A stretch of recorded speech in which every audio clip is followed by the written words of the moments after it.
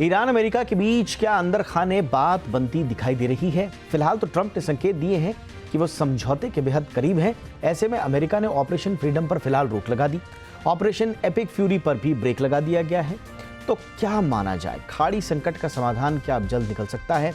इस बीच ट्रंप का बयान भी आता है कि अगर ईरान ने हमारी शर्तें मानी तो फिर समझिए युद्ध खत्म हो गया, और अगर शर्तें नहीं मानी तो फिर ऐसा हमला होगा कि वो याद रखेगा।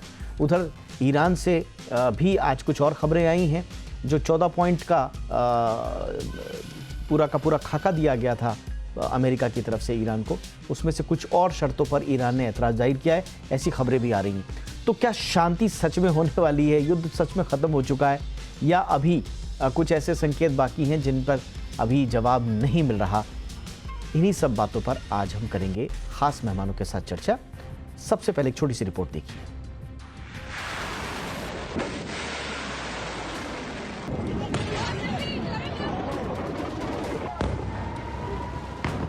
अमेरिका और ईरान के बीच की जंग हर दिन नया मोड़ ले रही है। कल तक अमेरिकी राष्ट्रपति ट्रंप ईरान का नामो निशान मिटाने की चेतावनी दे रहे थे, आज वो पीछे हटने लगे। स्ट्रेट ऑफ हॉर्मुज में फंसे तेल और गैस के जहाजों को निकालने के लिए शुरू हुआ ऑपरेशन प्रोजेक्ट फ्रीडम 3 दिन के भीतर ही पॉज मोड में चला गया। तो वहीं अमेरिका के व्हाइट हाउस से एक और बड़ा ऐलान किया गया। 66 दिनों से चल रहे ऑपरेशन एपिक फ्यूरी को भी खत्म कर दिया गया है। ईरान युद्ध पर अमेरिका पीछे हट रहा है, तो मतलब साफ है कि ईरान और अमेरिका के बीच डील फाइनल स्टेट में है।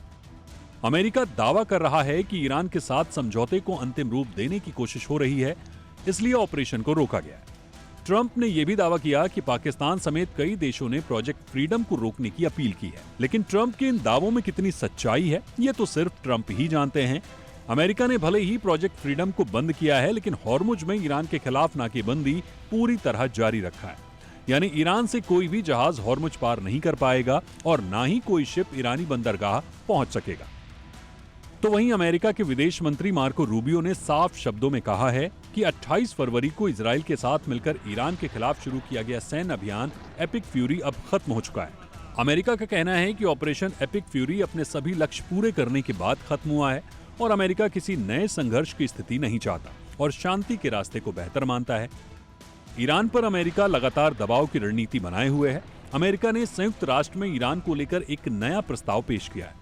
इसका मकसद हॉर्मुज को खोलने और ईरान पर अंतर्राष्ट्रीय दबाव बढ़ाने से जुड़ा है। इस प्रस्ताव को खाड़ी के कई देशों का सपोर्ट भी है। तो वहीं अमेरिका ने चीन और रूस से अपील की है कि वे इस बार वीटो ना करें। अमेरिका की ओर से प्रोजेक्ट फ्रीडम पर अस्थायी रोक और ऑपरेशन एपिक फ्यूरी खत्म करना ग्लोबल मार्केट के लिए राहत की खबर बनकर आई है, जिसके चलते क्रूड के भाव में भी भारी गिरावट देखने को मिली। तो क्या माने, अब खाड़ी का ये युद्ध अपने अंतिम पड़ाव पर है? ब्यूरो रिपोर्ट, जी मीडिया। खास मेहमान हमारे साथ जुड़ चुके हैं। एम्बेसडर सुशील सिंघल सर हमारे साथ जुड़ चुके हैं, पूर्व राजनयिक और अंतर्राष्ट्रीय मामलों के जाने माने जानकार। Ambassador Singhal, good evening sir, बहुत बहुत स्वागत है आपका। हमारे साथ हैं रॉबिन सचदेव सर, विदेश मामलों के जाने माने जानकार, ऑथर भी हैं, ट्रंप पर किताबें भी लिख चुके हैं। बहुत बहुत स्वागत है रॉबिन सर आपका भी हमारे शो पे। एम्बेसडर सिंघल सर, दो तरफ की बातें फिर से शुरू हो गई हैं।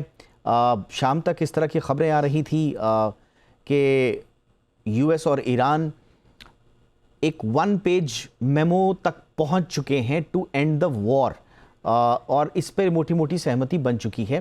लेकिन फिर उसी बीच कुछ और डेवलपमेंट्स आते हैं जिसमें ट्रंप एक बार फिर से ईरान को धमकाते हुए कहते हैं कि इससे भी हायर लेवल का अटैक होगा अगर आपने डील को नहीं माना।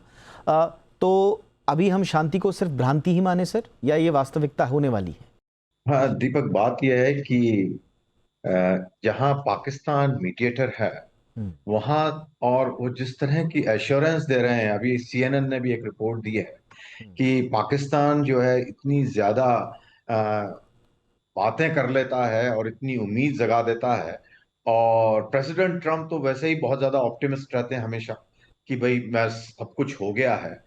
और जो खबरें आ रही हैं वो 1 पेज की बात आ रही है, उसमें 14 पॉइंट कहे जा रहे हैं, लेकिन जिस तरह की उसमें डिमांड है यूएसए की, तो और जिस तरह की ईरान की डिमांड है उसमें रिकंसिलिएशन बहुत मुश्किल है।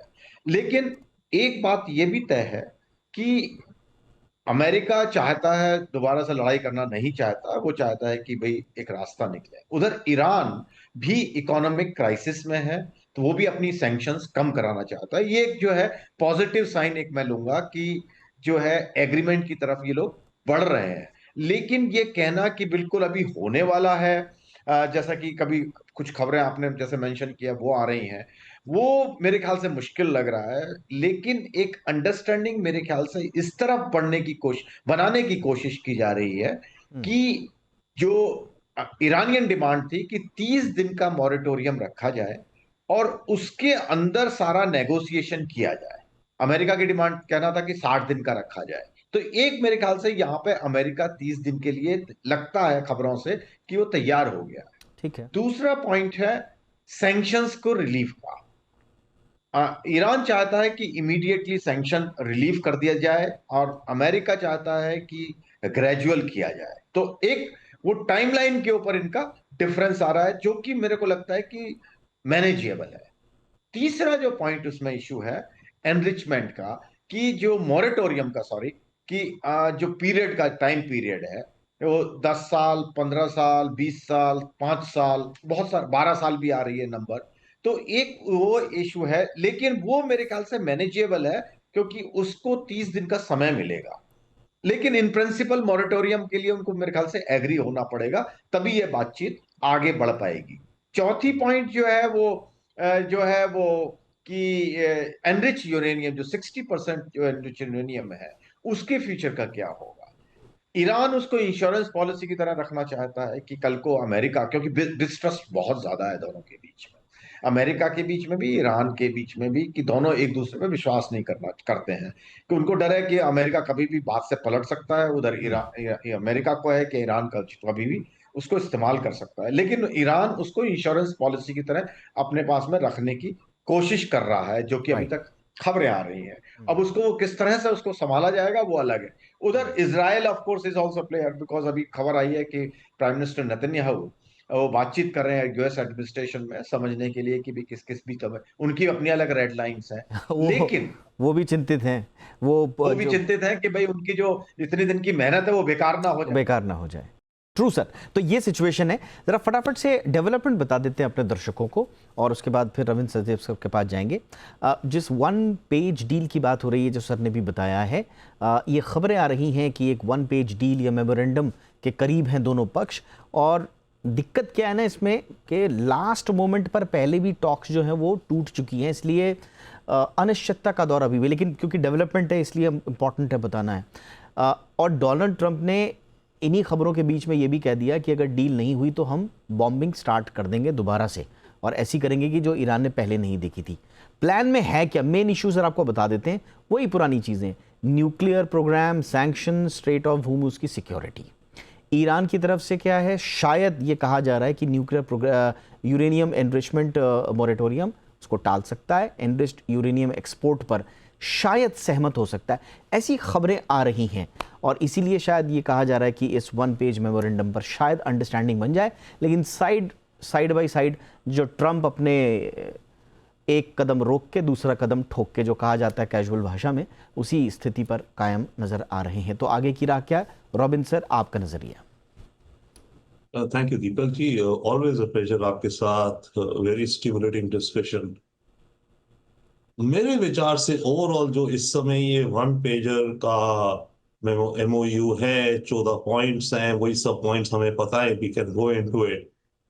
मुझे लग रहा है it's more a ploy by America कि फिलहाल के लिए ईरान का जो मामला है थोड़ा ठंडे बस्ते में कर दो कि हाँ कुछ हो गया ये वो, क्योंकि ट्रंप की विजिट है चाइना अगले हफ्ते। तो Trump when he is in China, America और चाइना की बहुत सारी और इश्यूज हैं। ईरान तो अलग बन गया, अमेरिका चाइना के बीच में ट्रेड का मामला है, ट्रंप कहता है मेरे से एग्रीकल्चर खरीदो, वहां पे सैंक्शंस हैं टेक्नोलॉजी की, एंड इत्यादि इत्यादि इत्यादि। तो मुझे जो ये लगता है it's more a ploy, a technique, कि फिलहाल के लिए ईरान के मामले को अगर हो सके अगले 48 घंटों में इस 1 पेजर MOU पे ईरान भी बोलेगा मोटा मोटा हाँ मैं एग्री करता हूँ, और अमेरिका कह रहा है मैं एग्री करता हूँ, तो हाँ भाई ठीक है, शांति है, मामला थोड़ा ठंडा हो गया। ट्रम्प गए चाइना बीजिंग, उन्होंने वहां फोकस किया ट्रम्प एंड चाइना की इश्यूज को लेकर के। एंड यस ऑफ कोर्स वहां पर एक इशू ये भी होगी कि चाइना के साथ कि आप ईरान को कैसे इन्फ्लुएंस करो, या ईरान को मिडिल पाथ या सद्बुद्धि में लाओ, या जो भी अपना ट्रम्प परसुएड करना चाहे, और चाइना काउंटर करेगा। और उसके बाद ट्रम्प वापस आए अमेरिका, और ये जो भी फिलहाल वन पेजर एमओयू की बात हो रही है, इसमें अगर अगर अगले 48 घंटों में, that is before Trump goes to China, मामला मोटा मोटा भी हो जाता है कि हाँ कुछ ओके, तो ही इज देयर, वहां से हफ्ते बाद वापस आकर के Trump can always say few days later कि you know what, Iran is not working to the agreement that we had proposed. Hmm. तो ये फिलहाल मुझे दिखता है as a strategy by America to cool down, or to kind of set aside the Iran conflict issues, because otherwise जब Trump China में है तो सारा टाइम वहां पर इनका इसी गुत्थी में निकल सकता है, सारा नहीं तो कुछ सब्सटैंशियल टाइम गुत्थी में निकल जाएगा कि ईरान को कैसे हैंडल करना है, और उसमें अलग डायनामिक्स होंगी। जी। तो मुझे जो दिखता है वन, ये जो पूरा वन पेजर एमओयू क्विकली कर लो, 30 दिन का मॉरेटोरियम है, इसमें जैसे अभी एम्बेसडर सर बता रहे थे जितनी इश्यूज है कोई भी एड्रेस नहीं करती है। जी जी। एनरिच यूरेनियम का क्या होगा, आपस में बात हो रही है ट्रम्प को जो चाहिए, और अगर ट्रम्प ये नहीं कर पाए तो ट्रम्प की बहुत ह्यूमिलिएशन होगी। ट्रम्प को चाहिए ईरान से जो एनरिच यूरेनियम है वो ईरान की धरती से उखाड़ निकाला जाए। इसे चाहिए एक एयरपोर्ट पे प्लेन हो अमेरिकन, उसमें ड्रम लोड करें ताकि ये कहे मैंने ईरान का यूरेनियम निकाल दिया। उसके अलावा हॉर्मुज, तो ये तो हॉर्मुज तो नया वेपन बना है सर। वॉर के शुरुआत होने से पहले तो हॉर्मुज कोई वेपन था ही नहीं। अब हॉर्मुज एक सुपर वेपन बन गया है ईरान के राइट हाथ सर। में। Right sir. Right. And America ने जितना अटैक कर लिया, जितनी एपिक फ्यूरी कर ली, इकोनॉमिक फ्यूरी कर ली, इस वेपन को तोड़ नहीं पाए। तो ईरान उसको गिव अप नहीं करेगा, वो देखा जाएगा। बाकी फिर 14 पॉइंट से मुद्दा ये भी था मेन कि ईरान का मिसाइल प्रोग्राम रोका जाए। Right sir. ट्रंप ने क्यों कहा कि ओबामा का प्रोग्राम फॉल्टी था, उसको फाड़ के फेंक दिया इसने, क्योंकि उसमें केवल न्यूक्लियर डील की बात थी with Iran. Right sir. But Israel कहता था कि उसमें यस सर। ईरान का मिसाइल प्रोग्राम रोका जाए, इसके हूती सपोर्ट रोके जाए, इत्यादि इत्यादि। तो इन 14 पॉइंट्स में सैंक्शंस उठाई जाए, पैसा दिया जाए, ये सारी मामले are going to be outstanding.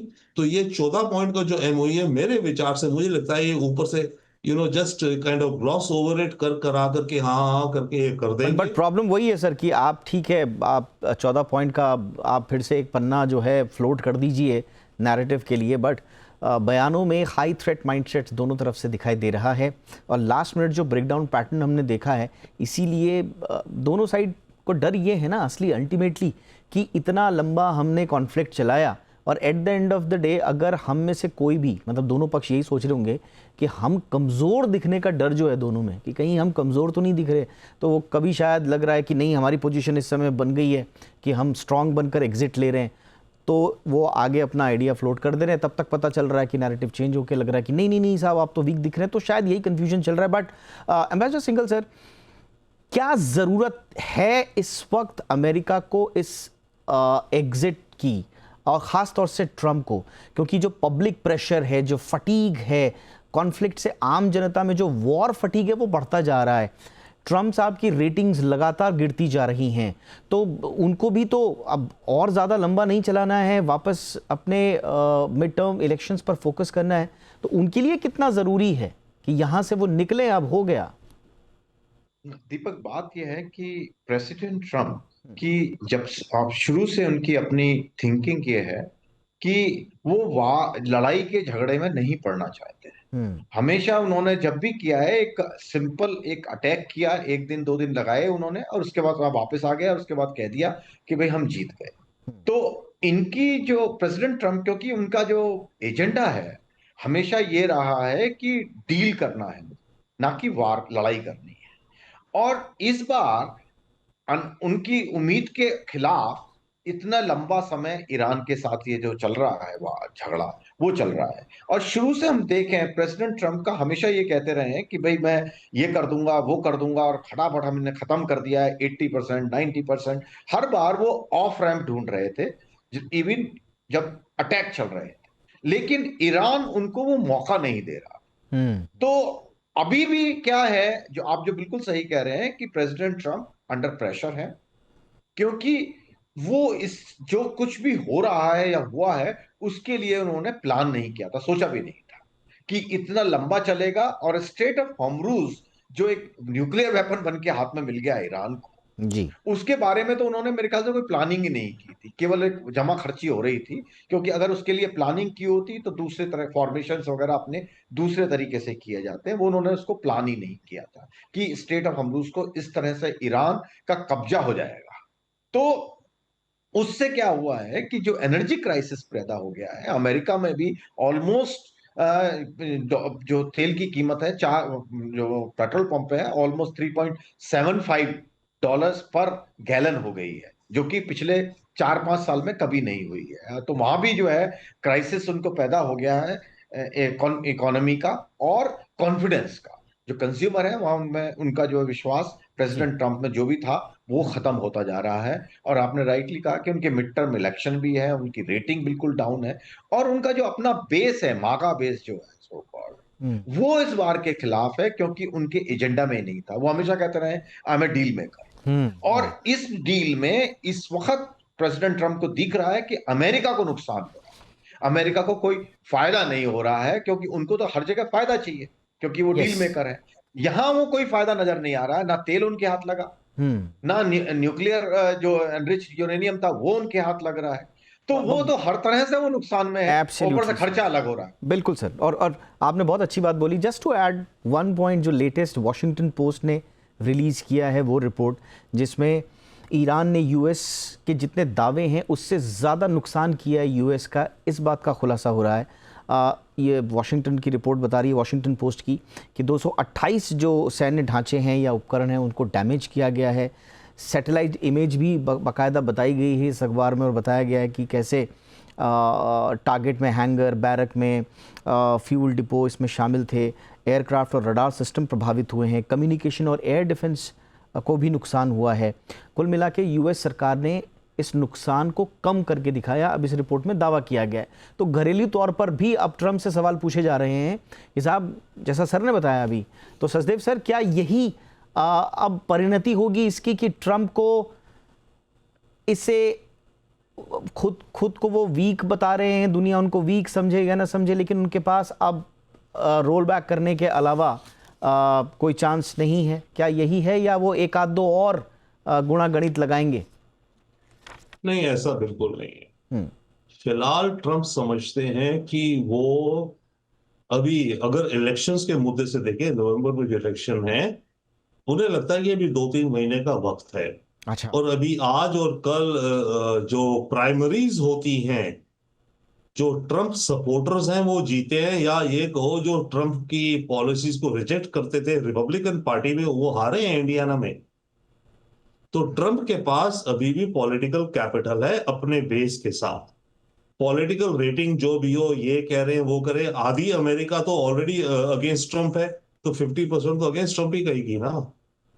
तो ऐसा नहीं है। तो ट्रंप यस कॉर्नर हो रहे हैं, पर उसे लगता है कि अभी भी उसके पास 1-2-3 महीने का वक्त है अच्छा। कि इस पूरी गुत्थी को सॉल्व कर ले, और ऐसा सॉल्व कर ले कि फिर हो कि भाई ये देखो हमने तो सॉल्व कर दिया। सचदेव सर, प्रिसाइसली अगर मैं पूछूं, ये युद्ध को थोड़ा और लंबा चलाना, या फिर अब एक ऐसा मोड़, क्योंकि अब मोटा माटी मान ही रही है दुनिया की, शायद हो ही गया, ये फायदेमंद क्या ट्रंप के लिए अभी क्या है? अभी इसको खत्म कर देना, शांति की घोषणा करके निकल जाना, या थोड़ा और लंबा चलाना? और अगर और लंबा चलाना ट्रंप के पक्ष में है, तो फिर उतना ही पक्ष में वो ईरान के भी तो जा रहा है, ईरान को भी तैयारी करने का मौका मिल रहा है। तो हाउ डू यू असेस कि इसको लॉन्ग टर्म इसका कैसे गुणा गणित निकालें? We don't know, the jury is out. Trump के विचार में फिलहाल अमेरिका सुपर पावर है, अमेरिका के पास जितनी पावर है, मिलिट्री पावर है, और इकोनॉमिक पावर है, जो भी कहिए ये वो, कि वो ईरान को फिलहाल अभी भी वो ईरान को दबोच सकते हैं। अच्छा। और इस सारा करने के लिए ट्रंप को दिखता है कि उसके पास अभी फिलहाल 2 या 3 महीने हैं। आज की तारीख में यस, अमेरिका में आप पेट्रोल लेने जाएं, वहां पेट्रोल हमारे यहाँ तो लीटर पे बिकता है, वहां गैलन में बिकता है, राइट? गैलन कितनी है वहां? $2.85 पर गैलन बिकता था बिफोर द वॉर। अब 4.5 ऐसे कोई गैलन हो गया, तो बहुत लोग दुखी हैं। बट ट्रंप ये कह रहा है, और ट्रंप को मतलब ये नहीं है कि ट्रंप को सारे अमेरिकन से मतलब नहीं है।